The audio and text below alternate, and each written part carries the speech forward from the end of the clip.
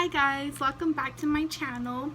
I'm kind of not sure what I want to name it yet. I'm gonna make a bunch of videos and let you guys decide. So I guess this one is gonna be me uncut. I'm gonna try to leave as much errors because I want to see my progress through the beginning and through the end. So I guess today I'm kind of just gonna be telling you guys some scary stories that I know of my grandma's history and of Mexican history, or of any kind of scary stories I have ever come across in my life. Well, I take off my makeup. So today is kind of over already. It's about 7:26 and it's currently Wednesday. I had an interview today. It went good. Hopefully I got the job. And kind of was in Fresno all day. Sun, sweating, I ate in and out, got dirty, wiped up half my face, and I think it's about time that I end the day. So I just wanted to finally start my YouTube page up. So I guess I'm gonna start with taking off my makeup. So I have some supplies here and get to it with the stories. So the sun kind of went down a bit, and right now my room light only uses one soft LED light, very soft. I'm not even sure what kind of light it is because it's trying to conserve energy. So sorry, but for the quality of my video, this is as bright as it's going to get. And sorry about the background, I had to move my computer. So to take off my makeup, I'm gonna be using this sorry if I can't pronounce it right, okay?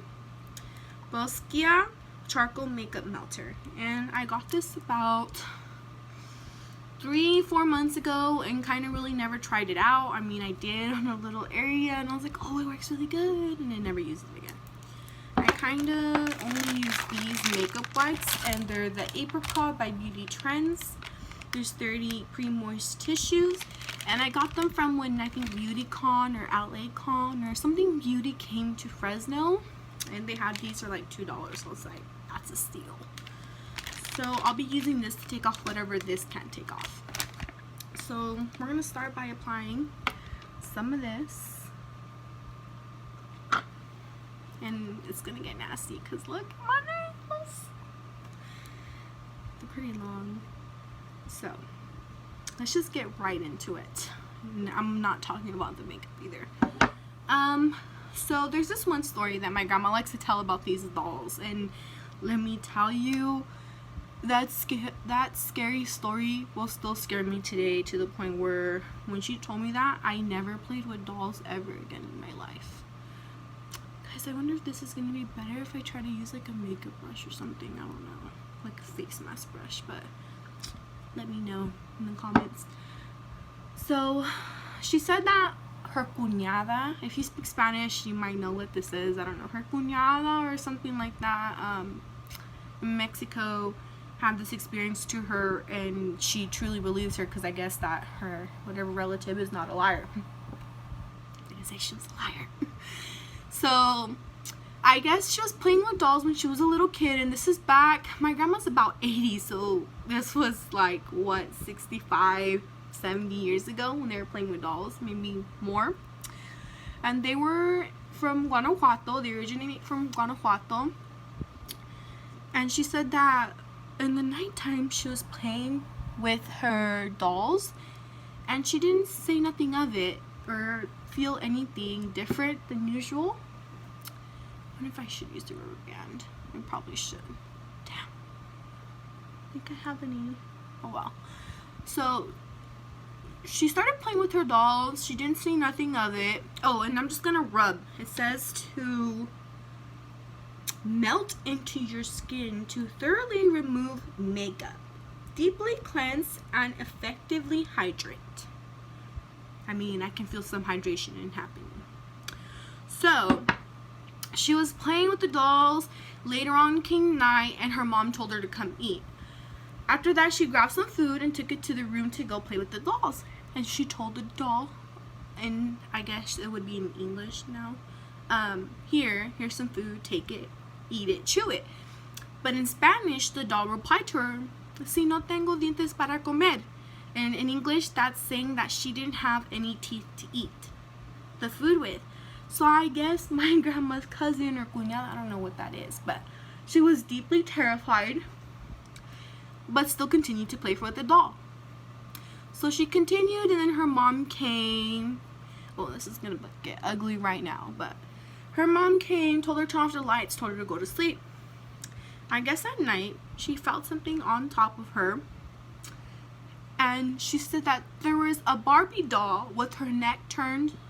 I guess, like, if this is your body, her neck would be backwards, like 180, sitting on her with a knife.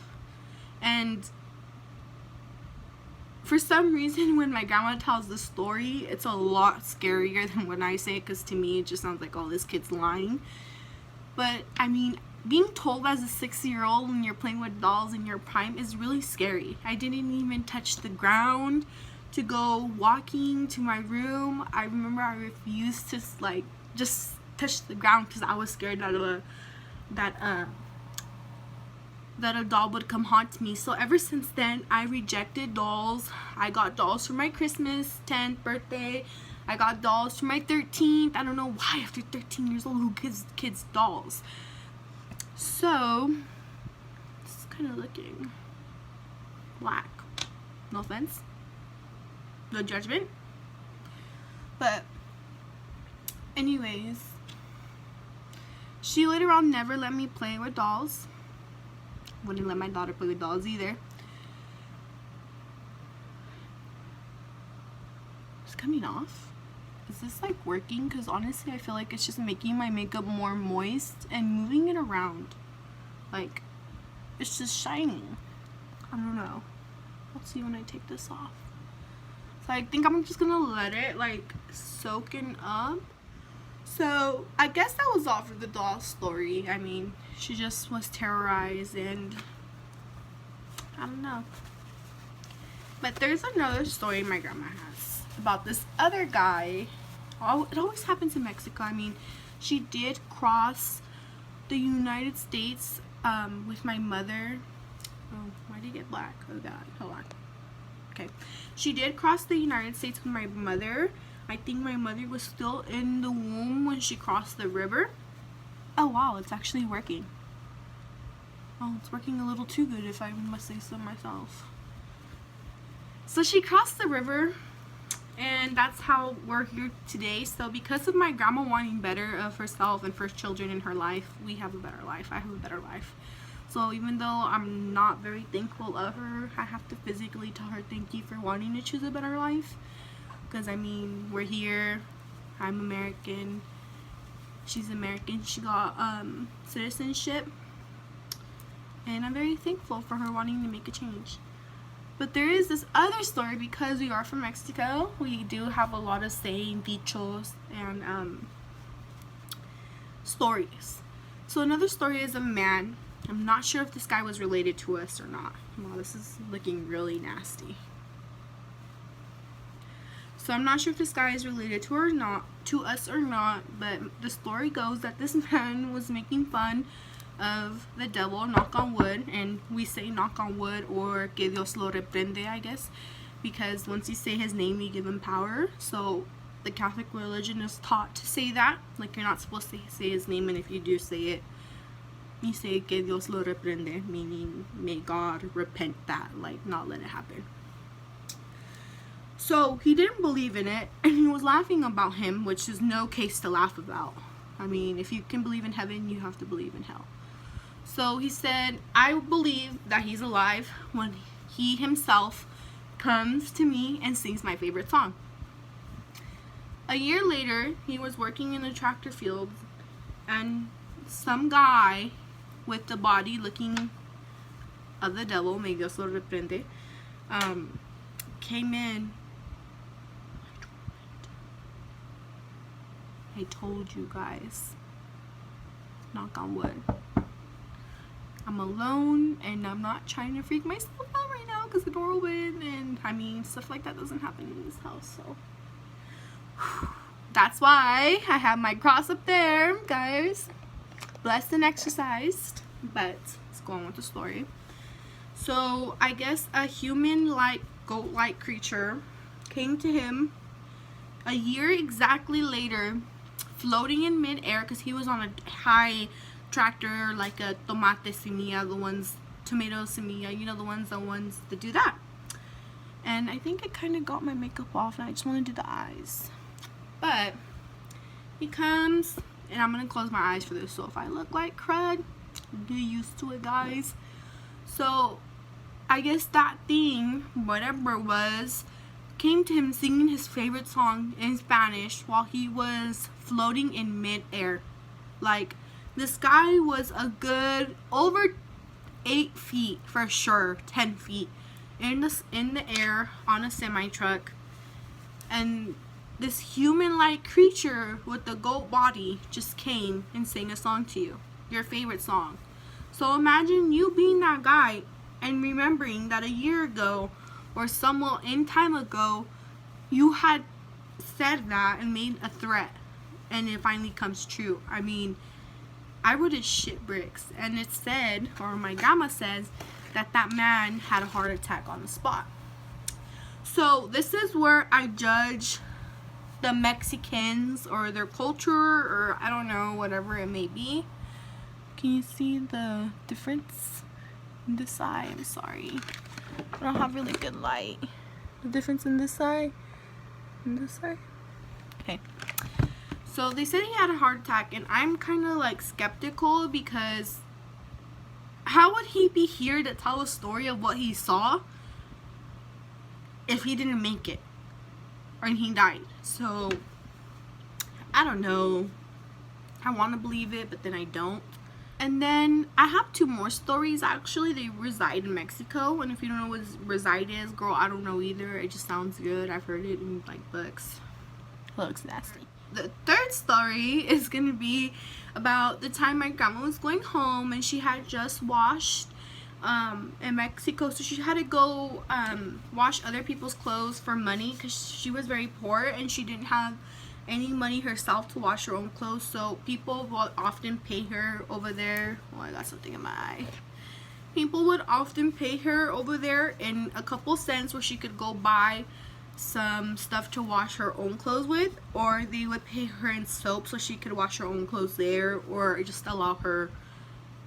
I mean, that's all she wanted. She didn't want chips or anything. She wanted to wash her clothes. So after she was done one night washing somebody's clothes, and she washed hers because they allowed her to wash her clothes, so she was up late. It was past 12, I think. She said it was around 1. And then she was walking home, and in the middle of where she lives, where we used to live, there's a big old fountain. And as soon as she told me this, I was like, I know where you're going with this story. I know. Fountains in Mexico? Chills all over my arms. So she continues to tell me that I don't know if this is from the toilet paper or the thing, but it kind of did leave. I mean, my makeup came off. Let's just take off the rest with one of these. So then she continued to tell me that as she was walking, she heard a woman crying. And I flipped, because I mean, it's this story will never be as scary as the person who went through it themselves and is telling it now. Like, they're making it seem like, oh my god, you survived naked and afraid, or like a shark attack. So I'm over here being like, oh my god, did you make it? Did you make it? Did she kill you? Like, and she's like, well, of course I'm here. I had you guys, you know, like, oh, my bad. But she does continue to tell me that she heard it. She heard the crying of a woman, and she got really scared, because around there, the stories about La Llorona were really, really popular. That's something that those people really believed in. So she said that she got scared, and she dropped some of her clothes, and she came back for them, and that she saw a silhouette in the distance. So in that moment, she got her clothes and just sprinted back home, and went back home and never thought about this story again. And I asked her, why didn't you go out there and do like a paranormal investigation? So when I asked her to do a paranormal investigation, she's like, you're crazy. Like, I was religious back then, I'm religious now. Something can happen. And I'm just like, okay. Sorry I asked. So On to the last story. This video's gonna run a little bit long, sorry, but I mean, I took off my makeup, guys. I think it's all of it. I mean, the eyes are off. Okay. So, the last one, I guess it's not a Mexican one. It's something that my grandma and my family has experienced, and that's one about here, Kearney Park. Oh, did you hear my voice even cracked when I said it? Because that's how, like, that's how scared I am of it. Like, I believe this story 110%. So, the story goes, my 3 cousins, guys, we're gonna go. And 2 cousins are good, and one of them's a crackhead. So, we have 2 sane ones and 1 loony one going to Kearney Park to go find out if there's ghosts or there's kukuis or whatever, you know. So, sure enough, they told them that if they ever chose to do stuff like that, they need to go protected with a blessed cross, a blessed rosary, something blessed. They went, they messed around, they were like, ooh, you know, playing around, hide and seek, disrupting the property, disrespecting the property and Mr. Kearney. And later on, they find out that one of the guys disappears while they're playing hide and seek. And at first, they were like, oh, haha, how funny, you hid from us, you know, you're really good, like, come out now, the game's over. He didn't come out. So, it's been 20 minutes, they were looking for him, and he still hadn't come out. And out of nowhere, he pops out right when the security guards are looking. So, they freaking run. But my cousin said that in that moment that he popped out, oh, it felt like a cold burst wind. In that moment that he